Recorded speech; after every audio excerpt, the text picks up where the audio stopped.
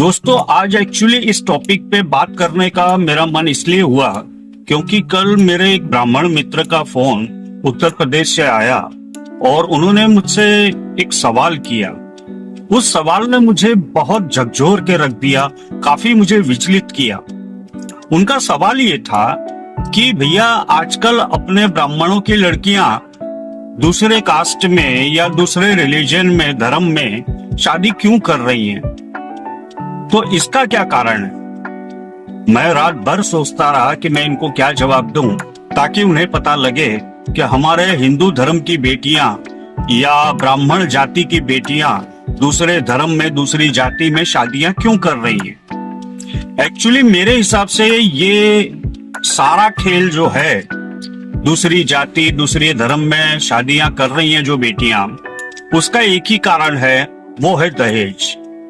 देखिए, मेरे पास, मैं भी ब्राह्मण हूं और भारतीय ब्राह्मण समिति के नाम से एक मैं ब्राह्मण कमेटी चलाता हूं और हमारे ब्राह्मण समिति में हजारों लोग पूरे देश से हमारे साथ जुड़े हुए हैं।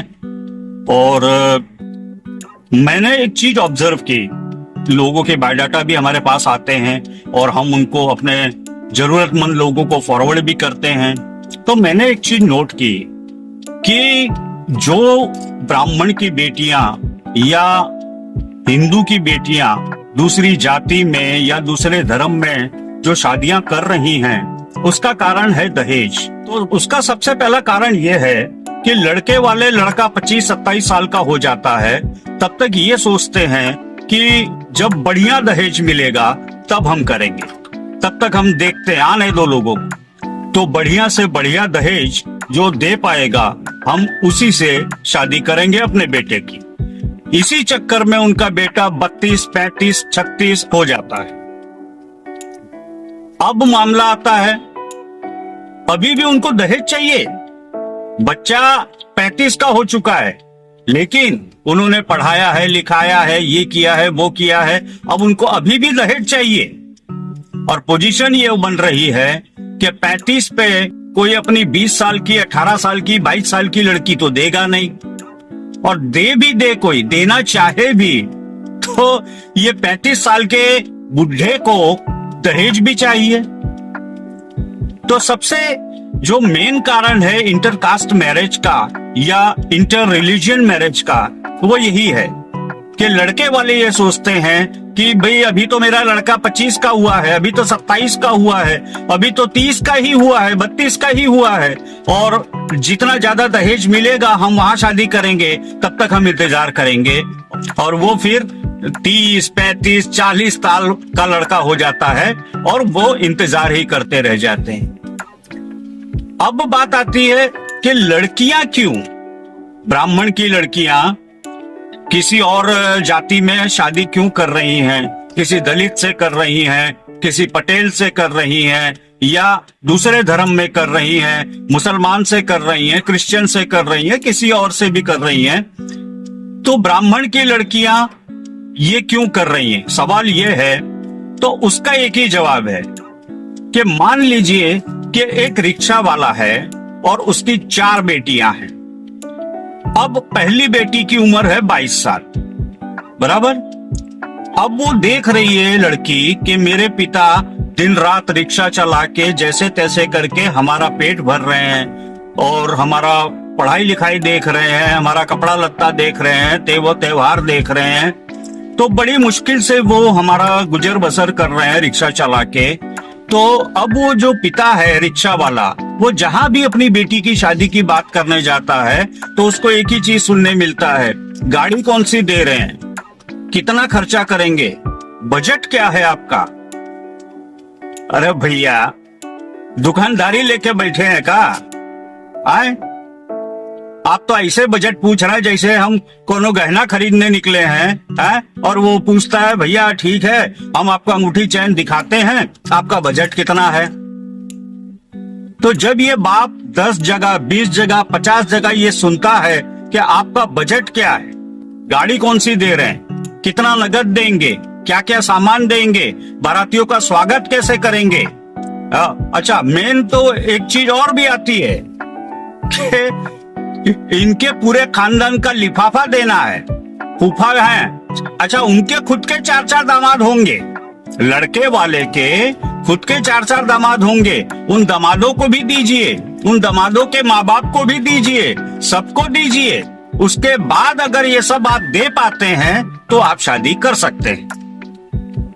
अब जब लड़की को ये चीज पता लगती है कि भाई पिता से ये पूछा जा रहा है कि भाई क्या बजट है, तो वो लड़की ये जानती है कि हम बड़ी मुश्किल से महीने में 2 किलो घी खरीद पा रहे हैं 5 जन 6 जन खाने के लिए, तो क्या बजट बताएगा मेरा पिता।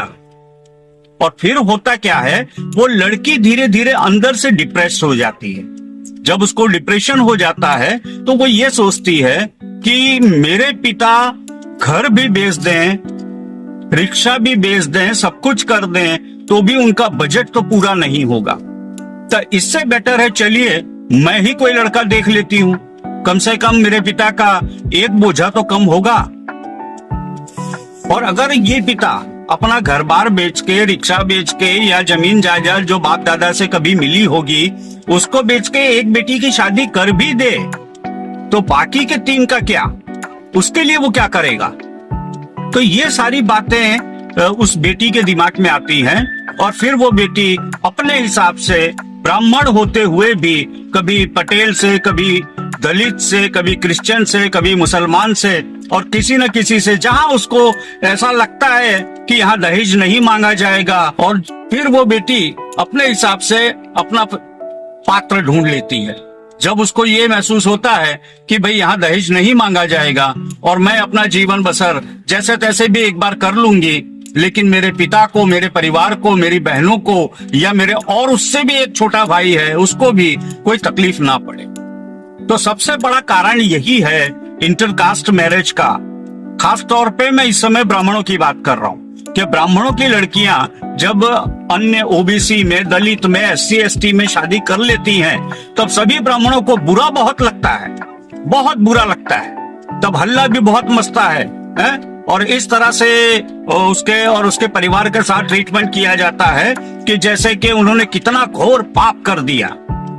लेकिन यही निंदा करने वाले, गालियां देने वाले, उसको और उसके परिवार को नीचा दिखाने वाले कितने कभी उनके घर गए, कितनों ने कभी पूछा कि बेटा आप बताइए, हम आपको वर ढूंढ के देते हैं, हम ऐसा परिवार ढूंढ के देते हैं जो आर्थिक तरीके से आपको या आपके परिवार को परेशान नहीं करेगा, दहेज नहीं मांगेगा, आपकी योग्यता और आपका जो भी कैलिबर है उसके मुताबिक हम आपको परिवार ढूंढ के देते हैं। ये समाज के ठेकेदार, ये लोग, ये गाली देने वाले, ये निंदा करने वाले कभी नहीं आगे आते। ये तब आगे आते हैं जब लड़की थक हार के अपना और अपने परिवार का भला सोचते हुए कोई कदम ले लेती है, किसी और से शादी कर लेती है, तब ये पूरा झुंड बाहर निकलता है। तो ये ब्राह्मण की लड़की की मजबूरी है कि उसको अन्य जाति में शादी करना पड़ रहा है।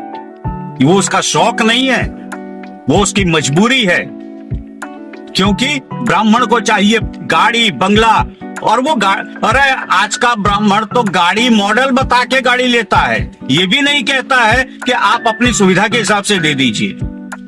वो मॉडल बताता है कि इसी मॉडल की गाड़ी हमरे बबुआ को पसंद है, हमार बिटुआ देखा रहा इंटरनेट पे, है यह गाड़ी ले है। क्या करेगी वो बेटी, क्या करेगा वो गरीब बाप। ब्राह्मण है, अब वो ये ब्राह्मण होना उसके लिए एक तरह से अभिशाप बन चुका है। और यही कारण है कि लड़कियां अलग जाति में इंटरकास्ट मैरिज और इंटर रिलीजन मैरिज कर रही हैं। उनका दूसरा सवाल था मेरे मित्र का, चलिए भाई साहब समझ में आ गया कि इंटरकास्ट मैरिज क्यों हो रहे हैं, अब ये भी बता दीजिए कि तलाक क्यों हो रहे हैं, इतने ज्यादा तलाक क्यों हो रहे हैं। तो उसका भी कारण यही दहेज है। उसका भी, आज हमारे हिंदू धर्म में तलाक का परसेंटेज आप देखिए कितना हाई है। वो किसी देश के किसी भी राज्य में ले लीजिए, आप फैमिली कोर्ट में जाइए तो सही, आपको पता लगेगा कि लाखों करोड़ों में केस चल रहे हैं। तो उस तलाक का कारण भी ये दहेज ही है। उसका कारण है जिस बेटी के बाप ने लड़के वालों को दबा के गाड़ी दी है, पैसा दिया है, सब कुछ दिया है, माल सामान दिया है, उन भिखमंगों की, उन डकैतों की, उन लुच्चों की सारी मांगे पूरी की है, उसकी लड़की आपके घर में क्या आके झाड़ू पोछा करेगी?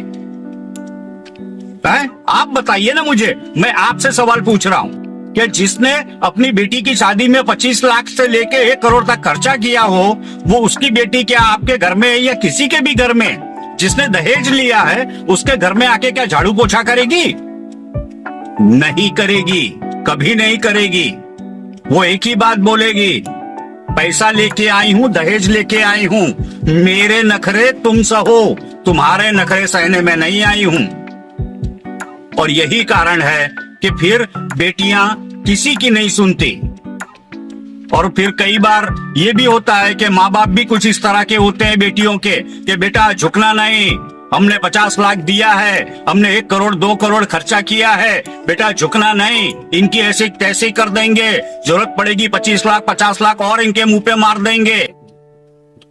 जब ये संस्कार मिलेंगे तो बेटी क्या डिसीजन लेगी, कैसे लेगी, वो आप समझ सकते हैं। और इसमें बेटी या बेटी के बाप की क्या गलती है? जिसने 2 करोड़ देके खर्चा करके शादी की है वो तो गुरूर करेगा ही ना। उसको भी पता है ये 2 करोड़ उसने कैसे कमाए थे, कैसे जमा किए थे, और एक झटके में कोई आया और लेके चला गया। अरे भाई, एक बेटी का बाप बेटी दे रहा है, कलेजे का टुकड़ा दे रहा है, जिसको 22 साल 25 साल उसने पाला बड़ा किया, गोद में खिलाया है, वो बेटी दे रहा है, उसके ऊपर से आपको 25-50 लाख भी चाहिए। तो अगर 25-50 लाख चाहिए तो पूरे खानदान को फिर सहने की ताकत भी रखिए। है ताकत? अगर लड़की वालों का गुरूर, लड़की वालों के नखरे, लड़की वालों के घमंड नहीं सहने हैं तो मेहरबानी करके दहेज भी मत लीजिए। ठीक है, शादी ब्याह खुशी का माहौल है, बारातियों का स्वागत किया जाता है, अच्छा खान पान दिया जाता है, सबका प्रेम भाव से स्वागत किया जाता है, नाच गाना होता है और शगुन दिया जाता है। मांग के नहीं लिया जाता कि ये लिफाफा है, इतना का फुफ्फा का लिफाफा होगा, इतना जीजा का। और ये भी तो सत्य है कि हर बाप ये चाहता है कि बेटी का बारात इतनी धूमधाम से मैं निकालूं, इतना उनको सत्कार दूं, इतना प्यार मोहब्बत, इतना उनको सुविधा दूं कि कल को कोई मेरे समधी पे उंगली ना उठा पाए। कौन सा बाप नहीं चाहता? कोई ये बोलता है कि आओ डिश लगी है खा के चले जाओ, ऐसा नहीं होता है। हर बाप ये चाहता है कि भाई मैं बेटी को अच्छा से अच्छा दूं, बारातियों का स्वागत ऐसे करूं कि जमाना देखे, लेकिन वो उसकी खुशी होनी चाहिए। आप उसको मजबूरी मत बनाइए। बेटी के बारात का स्वागत और बारात का जो आनंद है वो खुशमय होना चाहिए, मजबूरी के तहत नहीं। यही सब कारण है कि आज ब्राह्मणों की बेटियां दूसरे कास्ट में, दूसरे रिलीजन में, दूसरे धर्म में शादियां कर रही हैं और समाज के ठेकेदार केवल उनकी और उनके परिवार की निंदा ही कर सकते हैं। मदद करने की तो कभी उन्होंने सोची भी नहीं है और हम उनसे उम्मीद भी नहीं करते कि वो किसी तरह का मदद करें। हम ये नहीं कह रहे हैं कि समाज जो चला रहा है या समाज का ठेकेदार बना बैठा है वो अपने घर से 5-10 लाख दे, नहीं, बिल्कुल नहीं, हम ये बात कह ही नहीं रहे। हम ये कह रहे हैं कि जो जैसा पात्र हो वैसा उनको बताएं, सामने वाले को समझाएं कि भाई लड़की गरीब है लेकिन सुंदर है, सुशील है, गुणकारी है। आप आंख बंद करके शादी कीजिए, दहेज के चक्कर में मत पड़िए, आपको लड़की कभी भी दुखी नहीं करेगी, ऐसी लड़की है ये। तो ये काम है समाज के ठेकेदारों का कि कम से कम वो वहां जाके सामने वाले को ये बात का यकीन दिलाएं कि भैया 10-20 लाख का चक्कर छोड़ो, 100 करोड़ की लड़की है। जिस दिन आपके घर आ गई ना, आपका घर खानदान बदल जाएगा। लेकिन ये चीज कोई समझाने को तैयार नहीं है। ये जरूर कहेंगे, अरे वो तो 25 लाख मांगत रहे, हम 5 जने गए, 21 में फाइनल हो गए। बहुत बड़ा तीर मारे आप 4 लाख कम करा के।